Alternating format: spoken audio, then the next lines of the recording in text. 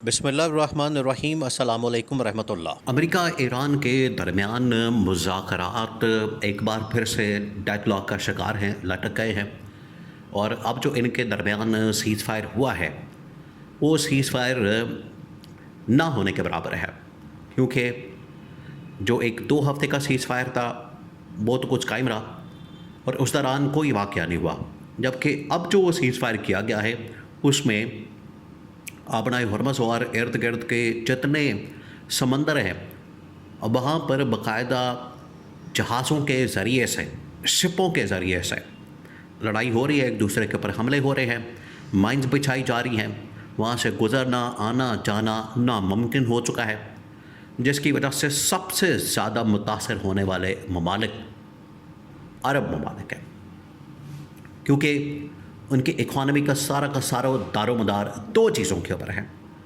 اور وہ اس جنگ نے 2 چیزیں اڑا کے رکھ دی۔ ایک ان کا دار و مدار ہوتا ہے ٹورزم کے اوپر، اس کی وجہ سے انویسٹمنٹ، امیج، اور پھر اس کے بعد ٹورزم، سیاحت، لوگ آتے ہیں، انویسٹمنٹ ہوتی ہے، سیاحت ہوتی ہے، ایک اس چیز کے اوپر یہ سارا کام چلتا ہے۔ ایک آپ سمجھے بلبلہ ہوتا ہے۔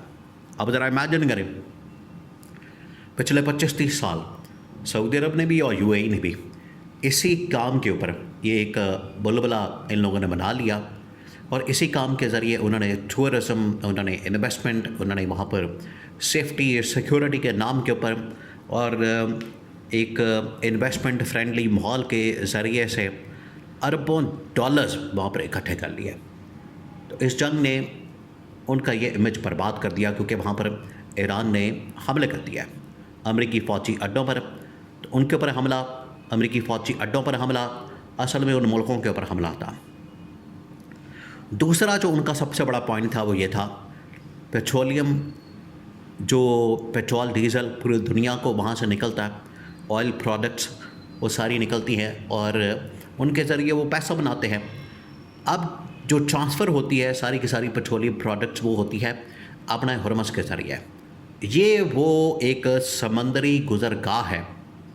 اب آپ ذرا امیجن کریں کہ وہاں پر لڑائی ہو رہی ہے اور جو جنگ بندی کی باتیں ہو رہی ہیں، جنگ بندی کے بارے میں بات ہو رہی ہے، لڑائی ساری ادھر چلی گئی ہے۔ وہاں پر اب ایران باقاعدہ طور پر مائنز بچھا چکا ہے۔ اگر کوئی جہاز وہاں پر گزرے گا، اب آپ ذرا اس خطرناک سناریو کو سمجھیں، آپ اندازہ کریں کہ مائنز اتنی خطرناک ہے، جس طرح سے زمین کے اوپر مائنز بچھائی جاتی ہیں، جیسے ہی پاؤں پڑتا ہے پرخچے اڑا دیا جاتے ہیں، پرخچے اڑ جاتے ہیں۔ بالکل اسی طریقے سے جیسے ہی سمندر کے اندر کوئی جہاز اس مائنز کے اوپر آ جاتا ہے، ٹکڑے ٹکڑے ہو جاتا ہے وہ جہاز، جیسے یہاں پر انسان یا ٹینک یا کچھ بھی زمین کے اوپر آتا ہے، مائنز کے اوپر اڑ جاتا ہے، ٹکڑے ٹکڑے پرخچے اڑا دیے جاتے ہیں۔ اسی طرح سے سمندر کے اندر ہوتا ہے۔ تو امریکہ آگے سے ناکہ بندی کر کے بیٹھا ہے، اور ایران نے جو مین اس کی ساری کی ساری لائن ہے وہ راستہ بند کر کے اس کے اوپر قبضہ کیا ہوا، معاملہ پھنس گیا۔ اب یہ صورتحال بڑی کرٹیکل ہو گئی ہے۔ ایک طرف پاکستان ہے جو ڈائلاگ کروانے کی بات کر رہا ہے، اور امریکہ نے ٹاسک دیا ہوا ہے، لیکن ایران مان نہیں رہا۔ ایران اپنی کنڈیشنز کے اوپر، یورینیم کے اوپر اور ایٹم بم کے اوپر، پھر اس کے بعد جو آبنائے ہرمز کے ہے اس کے اوپر کمپرومائز نہیں کرنا چاہتا۔ دوسرا جو سعودی عرب ہے وہ بری طرح سے پھنس گیا، یو اے ای بھی۔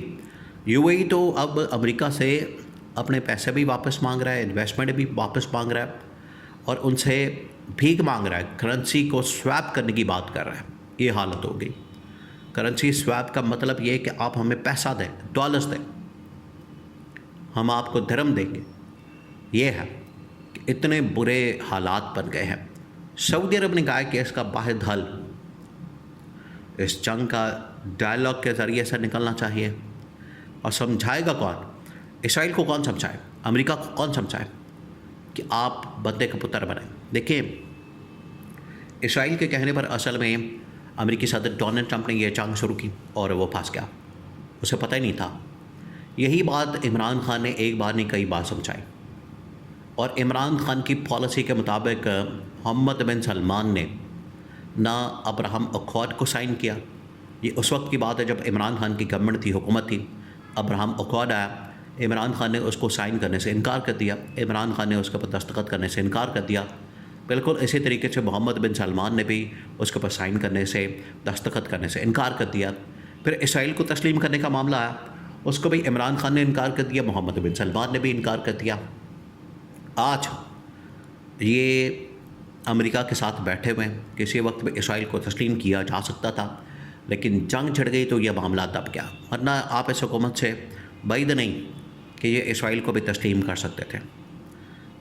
آج ڈپلومیٹکلی بھی شہباز شریف کی گورنمنٹ فیل ہو چکی ہے ایران کے ساتھ ڈیل کروانے میں، امریکہ کو کنونس کرنے میں کہ آپ حملے مت کریں، آپ جنگ کو بند کریں. اس کی وجہ سے اکانومی تباہ و برباد ہو چکی ہے. تو کوئی بھی سمجھانے کے لیے امریکہ کو، ایران کو، ان کا پیچ اپ کروانے کے لیے، ان کو ایک پوائنٹ کے اوپر لانے کے لیے کوئی بھی اس وقت صلاحیت نہیں رکھتا سوائے ایک شخصیت کے جس کا نام ہے عمران خان. اب یہ بڑی کرٹیکل سچویشن بن چکی ہے، بہت کرٹیکل سچویشن. ایسی سچویشن میں آپ ذرا امیجن کریں کہ ایک طرف عرب ممالک کی جو اکانومی ہے تباہی کے دہانے پر کھڑی ہے، اور دوسری جانب امریکہ اپنے ملک کے اندر، صدر ٹرمپ اس وقت پاپولیرٹی کھو چکا ہے. نیتنیاہو اسرائیلی وزیر اعظم کرپشن کے الزامات کے اندر پھنس چکا ہے. کبھی بھی اریسٹ ہو سکتا ہے، گرفتار ہو سکتا ہے، اس کو ہٹایا جا سکتا ہے. اور بعد میں باری آ جانی ہے پاکستانی وزیر اعظم شہباز شریف کی، جعلی وزیر اعظم. تو یہ تو سارے فارغ ہو جائیں گے.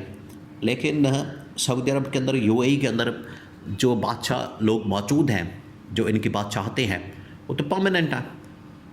انہیں اپنے اقتدار کی فکر ہے کہ یہ فارغ ہو جائیں گے، یہ نہ ہو کہ ہمارے بھی اقتدار کے اوپر حرف آ جائے. تو محمد بن سلمان کو اس بات کی بڑی فکر ہے، اکانومی کی، اپنے ملک کی معیشت کی. اس وجہ سے اس نے اب باقاعدہ طور پر عمران خان کی رہائی کے لیے ہاتھ پاؤں مارنا شروع کیا، اور پاکستان کی گورنمنٹ کو تھرو ڈپلومیٹک چینلز، اپنی ایمبیسی کے ذریعے جو کہ اسلام آباد کے اندر موجود ہے، اس کے ذریعے سے پیغام بھیجا ہے کہ عمران خان سے سب سے پہلے 2 پیغام بھیجے. نمبر 1 یہ کہ عمران خان کو اڈیالہ جیل میں جا کے ملاقات کی جائے، اس سے ملا جائے، اس سے بات کر کے اس کو بتایا جائے اور اس سے مشورہ لیا جائے کہ اب اس صورتحال میں کیا کیا جانا چاہیے. نمبر 2 باقاعدہ موجودہ گورنمنٹ کو یہ کہا گیا کہ آپ اگر اس مسئلے کا حل نہیں نکال سکتے تو چھوڑیں، آپ عمران خان کو باہر نکالیں. عمران خان خود بخود آ کے سارے معاملے کو سالو کر لے گا، کیونکہ عمران خان کے اندر یہ صلاحیت موجود ہے، عمران خان کے اندر یہ ویژن موجود ہے. وہ امریکہ کو بھی کنونس کر سکتا ہے، ٹرمپ کو، اور ایران کو بھی کنونس کر سکتا ہے. یہ محمد بن سلمان کا پیغام پاکستان کو پہنچا دیا گیا.